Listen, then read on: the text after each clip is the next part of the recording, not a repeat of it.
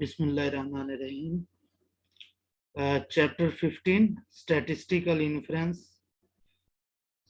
और statistical inference में हमने पढ़ना है एस्टिमेशन। हमारे पास जो प्रोसेस हम करते हैं इन्फ्रेंसेस निकालने का about the population on the basis of sample, information, यानी सैंपल से हम जो इंफॉर्मेशन लेते हैं उन इंफॉर्मेशन को यूज करते हुए हम पॉपुलेशन के बारे में कोई इन्फ्रेंसेस निकालते हैं, तो इसको हम स्टैटिस्टिकल इन्फ्रेंस कहते हैं। अब ये स्टैटिस्टिकल इन्फ्रेंस जो है इसके दो हमारे पास टाइप्स होती हैं। एक को हम एस्टिमेशन कहते हैं, दूसरे को हम टेस्टिंग ऑफ हाइपोथेसिस कहते हैं। एस्टिमेशन हमारे पास क्या है, ये एक मेथड है या प्रोसीजर है by which we obtain an estimate of the true but unknown value of a population parameter by using the sample observations from the population। यानी जो सैंपल हमने पॉपुलेशन से लिया होता है उसको यूज करते हुए हम पॉपुलेशन के बारे में जो अननोन पैरामीटर होता है वो एस्टिमेट लगाते हैं। और वो एक सिंगल वैल्यू भी हो सकती है या हमारे पास इंटरवल में वैल्यूज भी हो सकती हैं। सिंगल वैल्यू होगी तो उसको हम पॉइंट एस्टिमेट कहेंगे, और इंटरवल में होगी तो उसको हम इंटरवल एस्टिमेट कहेंगे। उसके अंदर आगे जाकर हम फिर कॉन्फिडेंस इंटरवल जो पढ़ते हैं वो आएगा। टेस्टिंग ऑफ हाइपोथेसिस में हम क्या करेंगे, कोई भी स्टेटमेंट होगी पॉपुलेशन पैरामीटर के बारे में, क्या वो स्टेटमेंट, और उस स्टेटमेंट को हम हाइपोथेसिस कहते हैं, और हम टेस्ट करेंगे उस स्टेटमेंट को कि क्या वो स्टेटमेंट ट्रू है या फॉल्स है उस पैरामीटर के बारे में। तो इस चीज को हम टेस्टिंग ऑफ हाइपोथेसिस कहेंगे। टेस्टिंग ऑफ हाइपोथेसिस इससे नेक्स्ट चैप्टर में हम स्टार्ट करेंगे। ये चैप्टर हमारे पास है एस्टिमेशन का, तो हम एस्टिमेशन को इस चैप्टर में करते हैं। एस्टिमेट्स एंड एस्टिमेटर्स क्या चीजें हैं। एस्टिमेट होता है कोई भी वैल्यू जब हम निकाल लेते हैं, उसका जो रिजल्ट होता है उसको हम एस्टिमेट कहेंगे। और जो प्रोसीजर हम कर रहे होते हैं उस को निकालने का, वो पूरा प्रोसीजर जो है वो एस्टिमेशन कहलाता है। और जो हमारे पास फार्मूला यूज होगा उसको हम एस्टिमेटर कहेंगे। उसको हम क्या कहेंगे, एस्टिमेटर कहेंगे। एक छोटी सी एग्जांपल हम लेते हैं कि अगर हमारे पास x बार जो है sample mean is equal to summation x over n है, और इसकी वैल्यू हमारे पास सपोज कैलकुलेशन के बाद 10 आई है। अब ये जो पूरा प्रोसेस हमने किया है इस 10 को निकालने का, फार्मूले में वैल्यूज पुट करके या डाटा कलेक्ट करके फार्मूले में वैल्यू पुट करके ये जो 10 हमने निकाला है, ये पूरा प्रोसीजर या मेथड जो है इसको हम एस्टिमेशन कहेंगे। ये जो फार्मूला यूज हुआ है इस फार्मूले को हम एस्टिमेटर कहेंगे।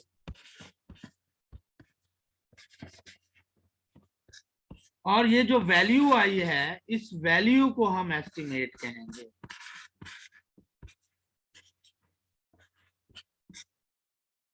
ठीक हो गया। तो ये एस्टिमेशन, एस्टिमेटर और एस्टिमेट में आप लोगों को फर्क पता होना चाहिए।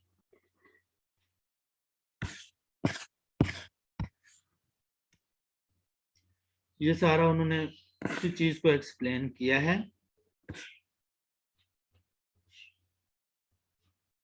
आगे है the symbol theta.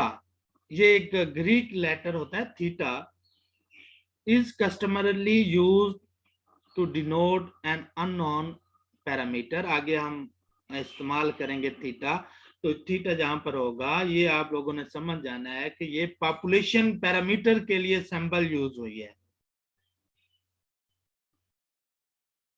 Standard deviation, while an estimator of theta is commonly denoted by a, यानी एस्टिमेटर्स के लिए यूज होगा थीटा, इसके ऊपर हैट लगा होगा, थीटा हैट।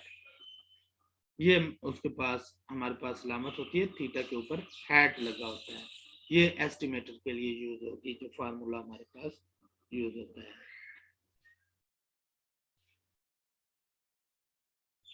सम टाइम हम पैरामीटर को कैपिटल टी के साथ भी डिनोट कर लेते हैं। ये डिफरेंट बुक्स वाले डिफरेंट सिंबल रख लेते हैं। आमतौर पर थीटा जो है ये ज्यादा यूज होता है। आगे इसमें वो बात कर रहा है पॉइंट एस्टिमेट और इंटरवल एस्टिमेट की। पॉइंट एस्टिमेट्स यानी अगर हम एक सिंगल वैल्यू कैलकुलेट कर लेंगे, एस्टिमेट कर लेंगे, तो वो पॉइंट एस्टिमेट कहलाएगा। और अगर हम रेंज ऑफ वैल्यूज जो है उसको एस्टिमेट कर लेते हैं, जिसमें एक अपर लिमिट आ जाती है, लोअर लिमिट आ जाती है, तो उसको हम इंटरवल एस्टिमेट कहेंगे। आगे अब हम हमारे पास एस्टिमेशन की दो जो है कैटेगरीज हैं या दो टाइप्स हैं। वो दो टाइप्स जो थी एस्टिमेशन की, एक हमारे पास पॉइंट एस्टिमेशन और दूसरा हमारे पास इंटरवल एस्टिमेशन। इंटरवल एस्टिमेशन के अंदर हम कॉन्फिडेंस इंटरवल जो है वो निकालते हैं। तो दो टाइप्स हैं, एक पहले पॉइंट एस्टिमेशन को हम करेंगे और उसके बाद हम इंटरवल एस्टिमेशन की तरफ जाएंगे। Point estimation of a population parameter provides as an estimate a single value calculated from the sample that is likely to be close to the value of the unknown parameter। यानी point estimate क्या होता है, एक single value होती है जो हम population से निकालते हैं और सैंपल से निकालते हैं, अबाउट द पॉपुलेशन निकालते हैं, और वो अननोन पॉपुलेशन पैरामीटर के ऑलमोस्ट इक्वल होती है, क्लोज टू होती है। It is to be noted that a point estimate will not in general be equal to the population parameter। यानी बिल्कुल एग्जैक्टली इक्वल नहीं होता, लेकिन उसके क्लोज टू क्लोज होता है। एस्टिमेट्स को हम एक्स बार, अगर पॉपुलेशन मीन का एस्टिमेट हम निकालना चाहें तो वो एक्स बार होगा। एक्स बार का जो पॉपुलेशन पैरामीटर होता है वो म्यू होता है। अगर हमारे पास जनरल बात करें तो पैरामीटर अगर थीटा हमारे पास है तो उसका एस्टिमेटर जो हमारे पास होगा वो थीटा हैट होगा। ये आगे उन्होंने एक्स बार कैलकुलेट किया है। एक्स बार हमारे पास हमें पता है कि ये sum of X divided by N होता है। ये उन्होंने फाइंड भी किया हुआ है एग्जाम्पल के अंदर। और स्टैंडर्ड डेविएशन भी हमारे पास, सैंपल का जो हम स्टैंडर्ड डेविएशन निकालेंगे तो वो भी हमारे पास क्या इसको कह सकते हैं, पॉइंट एस्टिमेट होगा। जो पॉइंट एस्टिमेटर होगा, फार्मूला उसका एस्टिमेटर होता है, रिजल्ट उसका एस्टिमेट होता है। ये वही फार्मूला हम जो ऑलरेडी यूज करते आ रहे हैं सैंपल स्टैंडर्ड डेविएशन का। When the sample size is less than 5% of the population size, then standard error of the mean, ये पिछले चैप्टर में भी हमने पढ़ा था, कि sigma x bar is equal to sigma over n square root होता है। ये चीज रख लें, ये प्रॉपर्टी होती है हमारे पास स्टैंडर्ड डेविएशन की। और अगर हमारे पास ये एस एक्स बार हो तो फिर हमारे पास S divided by N square root आ जाएगा। अब ये वेरी इंपॉर्टेंट चीजें हैं कि criteria for a good point estimators, यानी गुड पॉइंट एस्टिमेटर्स का क्राइटेरिया क्या होता है, उसकी हमारे पास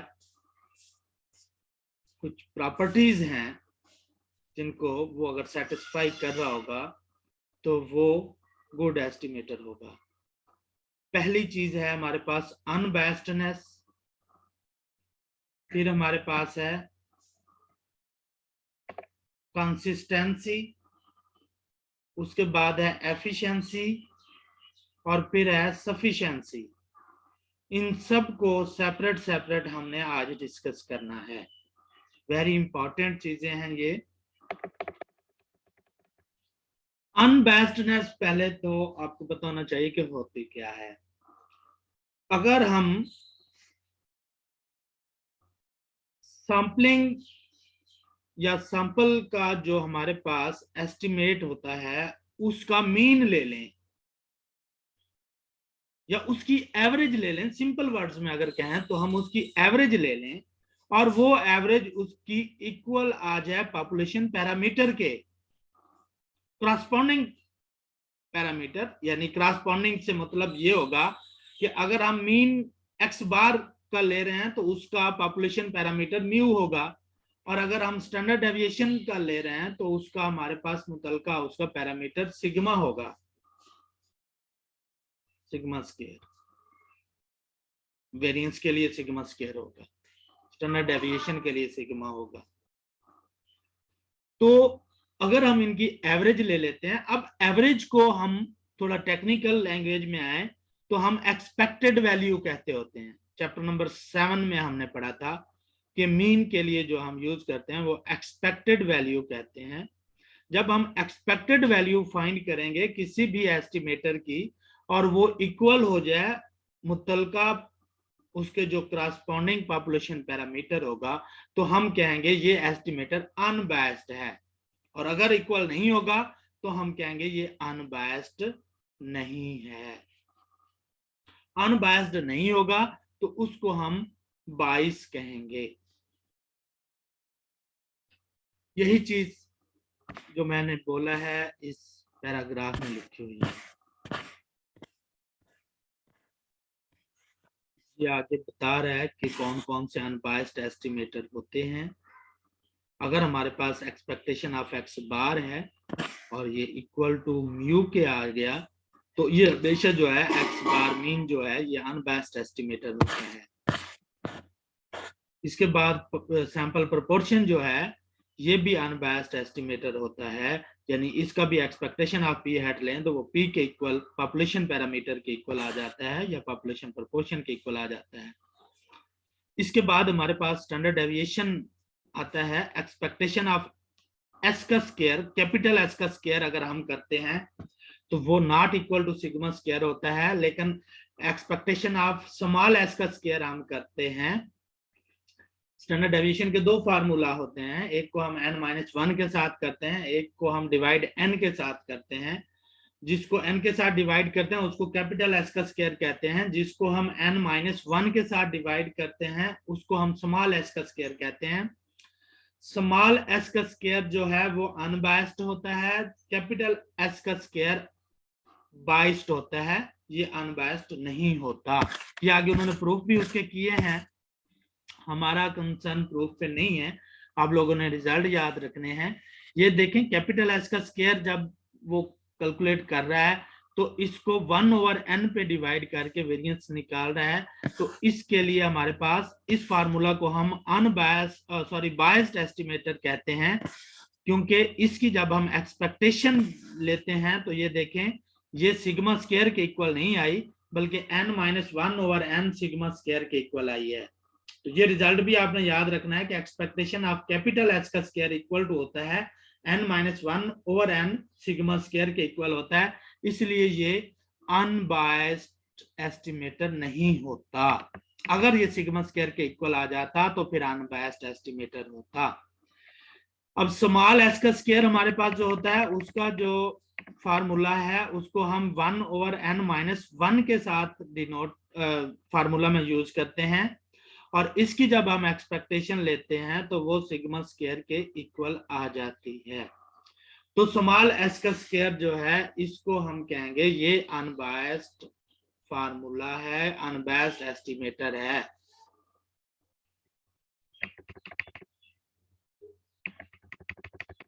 ये आगे डिफरेंट उन्होंने कैलकुलेशंस करके अनबायस्ड एस्टिमेटर्स किस तरह कैलकुलेट किए हैं वो प्रूफ किए हुए हैं।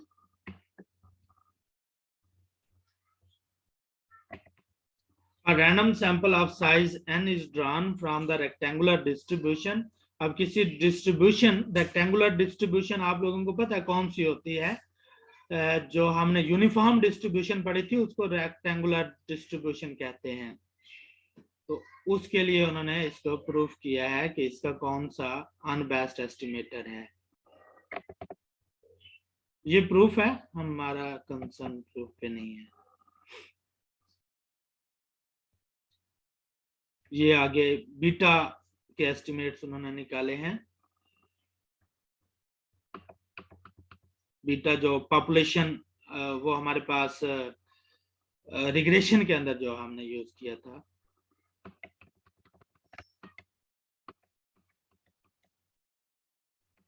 अच्छा, उसके बाद हमारे पास अनबायस्ड एस्टिमेटर के बाद है कंसिस्टेंसी।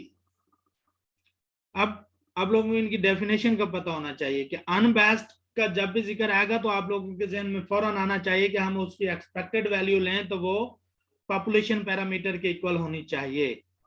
जब वो कंसिस्टेंसी कहेंगे तो उस वक्त आपके जहन में क्या चीज आनी चाहिए? An estimator is said to be consistent if the statistic to be used as estimator become closer and closer to the population parameter being estimated as the sample size n increases। Consistent estimator तब होता है जब हम sample size increase करना शुरू कर देते हैं। जब सैंपल साइज हम इंक्रीज करना शुरू कर देते हैं तो हमारे पास जो उसका एस्टिमेटर होता है वो क्लोज टू पॉपुलेशन पैरामीटर के इक्वल होता जाता है। यानी जो स्टैटिस्टिक की वैल्यू आती है वो इक्वल टू होती जाती है पॉपुलेशन पैरामीटर के। कब? जब हम सैंपल साइज को इंक्रीज कर रहे होते हैं। तो इस प्रॉपर्टी को हम क्या कहते हैं? कंसिस्टेंसी अबाउट द एस्टिमेटर, कि एक पैरामीटर कंसिस्टेंट कहलाएगा जब हम n को इंक्रीज करना शुरू कर देंगे तो उसकी वैल्यूज पॉपुलेशन पैरामीटर के बराबर या नजदीक तरीन होना शुरू हो जाए।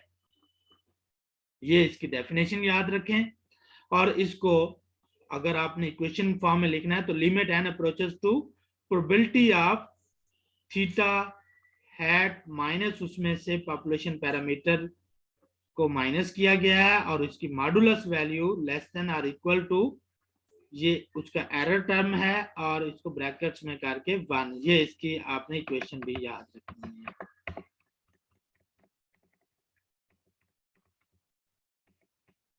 ये डिफरेंट उसकी उन्होंने एग्जांपल्स ली हुई हैं प्रूफ करने के लिए। आप लोगों ने इसका सिर्फ इतना ही याद रखना है जो मैंने आपको बता दिया है कि जब हम उसका n इंक्रीज करते जाएंगे और एस्टिमेटर जो है वो पॉपुलेशन पैरामीटर के बराबर होना शुरू हो जाए तो उसको हम कंसिस्टेंट एस्टिमेटर कहेंगे। उसके बाद एफिशिएंसी पे आते हैं। थर्ड इसकी जो हमारे पास प्रॉपर्टी है एक गुड एस्टिमेटर की, वो क्या है?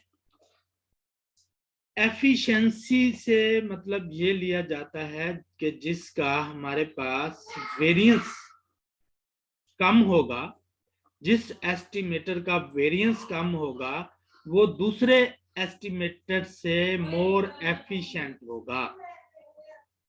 जिसका वेरिएंस कम होगा वो दूसरे एस्टिमेटर से मोर एफिशिएंट होगा। तो एफिशिएंसी का मतलब यहाँ पे यही है कि उसका वेरिएंस कम होना चाहिए।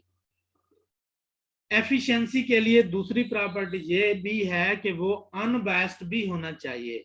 यानी एफिशिएंसी प्रूफ करने के लिए पहले हम देखेंगे कि वो अनबायस्ड होना चाहिए, उसके बाद हम उसके वेरिएंस को देखेंगे। अगर दो हमारे पास एफिशिएंट हैं एस्टिमेटर, एक को हम T1 कहेंगे और दूसरे को T2 अगर कह रहे हैं, और वो अनबायस्ड हैं, फिर हम उनके वेरिएंस देखेंगे। वेरिएंस जिसका कम होगा वो मोर एफिशिएंट होगा। इसको डिनोट हम E ऑफ F के साथ करते हैं, वेरिएंस ऑफ T2 और divided by variance of T1 करते हैं। अगर इसका आंसर इक्वल टू 1 आता है तो हम कहते हैं दोनों सेम एफिशिएंट है, दोनों का वेरिएंस इक्वल है। अगर इसका आंसर ग्रेटर देन 1 आता है तो ग्रेटर देन 1 आने का मतलब ये होगा कि T2 की वैल्यू बड़ी है, वेरिएंस ऑफ T2 की वैल्यू बड़ी है। जब वेरिएंस ऑफ T2 की वैल्यू बड़ी होगी तो it means more efficient variance of T1 होगा, यानी T1 मोर एफिशिएंट होगा। और अगर इस इक्वेशन में आंसर लेस देन 1 आ जाता है, आंसर लेस देन 1 आएगा तो हम कहेंगे वेरिएंस ऑफ T1 की वैल्यू बड़ी है। तो हमारे पास मोर एफिशिएंट यहां पर क्या होगा, T2 मोर एफिशिएंट होगा।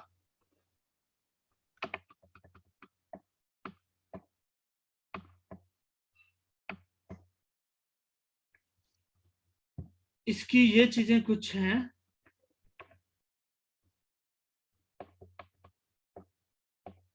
अच्छा,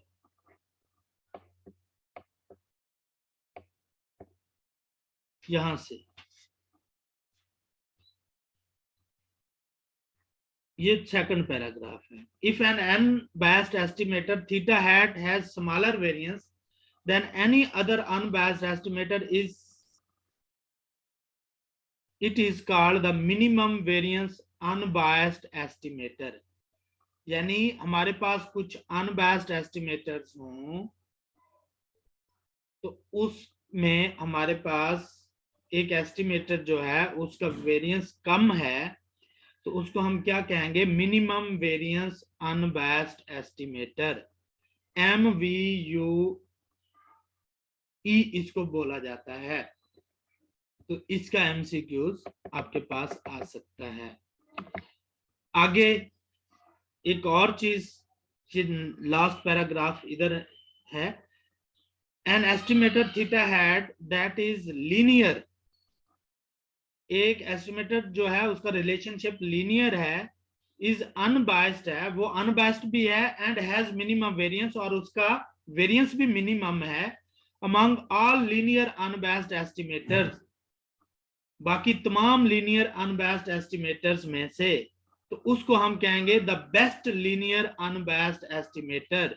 इन शॉर्ट हम उसको ब्लू कहते हैं, बेस्ट लीनियर अनबायस्ड एस्टिमेटर। ये भी इंपॉर्टेंट चीज है, इसको भी आप लोगों ने ज़हन में रखना है। इसको अगर सिंपल वर्ड्स में मैं आपको बताऊं कि हमारे पास 2, 3 या 4 जितने भी लीनियर अनबायस्ड एस्टिमेटर होंगे, उनमें से, उन तमाम में से जिसका वेरिएंस कम होगा उसको हम कहेंगे बेस्ट लीनियर अनबायस्ड एस्टिमेटर, और इन शॉर्ट इसको ब्लू कहते हैं।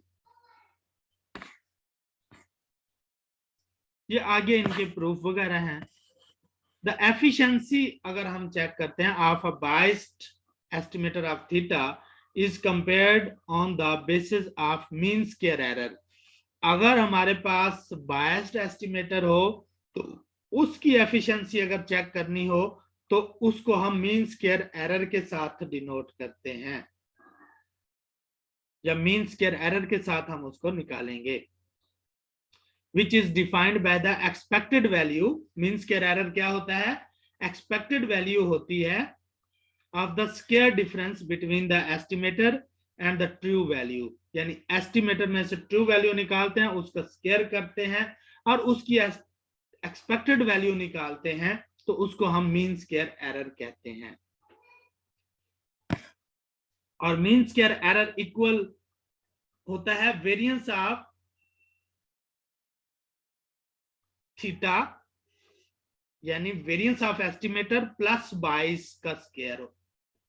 ये फार्मूला भी याद रखना है, ये एमसीक्यूज में आता होता है। Mean square error equal to होता है वेरिएंस ऑफ थीटा प्लस 22 का स्क्वायर।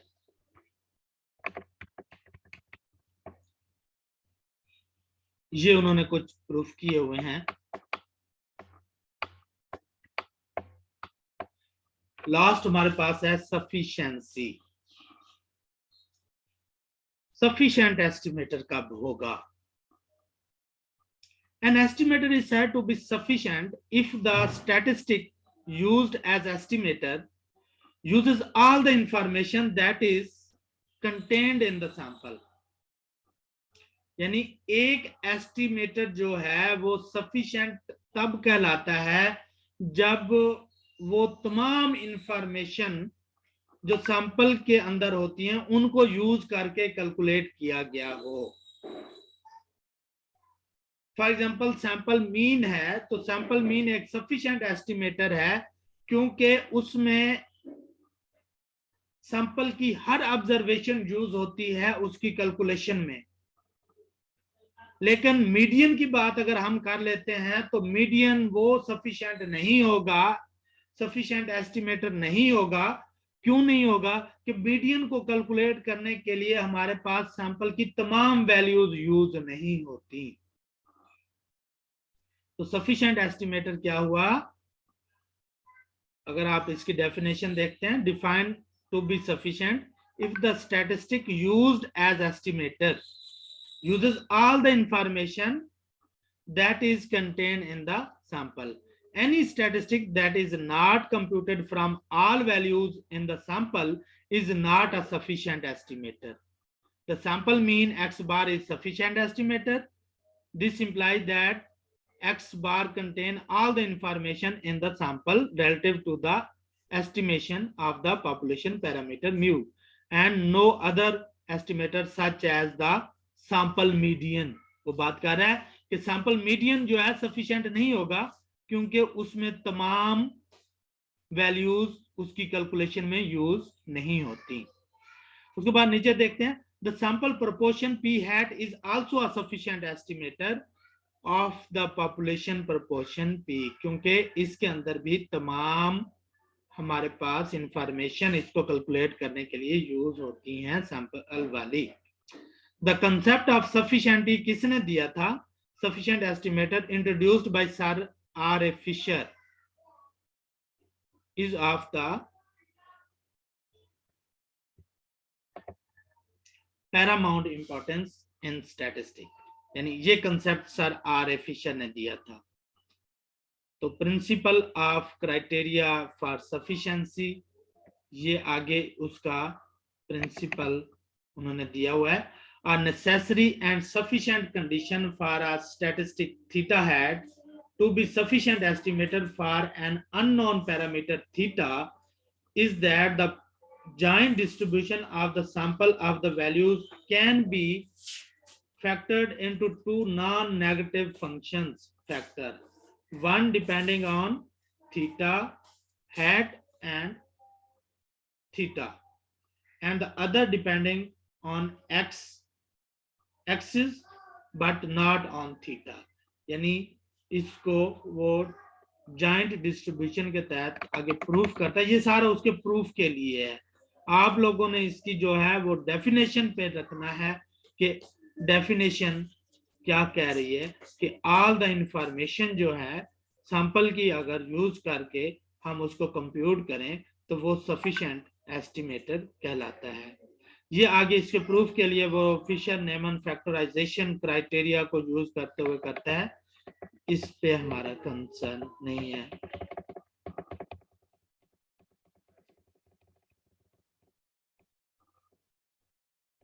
ये सारे आगे न्यूमेरिकली उनको उन्होंने प्रूफ किए हुए हैं।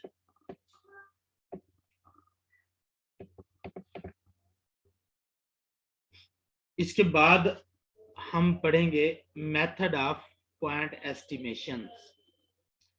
आज हम इतना ही करते हैं, ये आगे नेक्स्ट टॉपिक है, इसको हम देखेंगे नेक्स्ट टाइम, नेक्स्ट क्लास में। अगर किसी का कोई क्वेश्चन है तो वो पूछ ले। ठीक है सर। ठीक है, ओके सर। ओके। हेलो।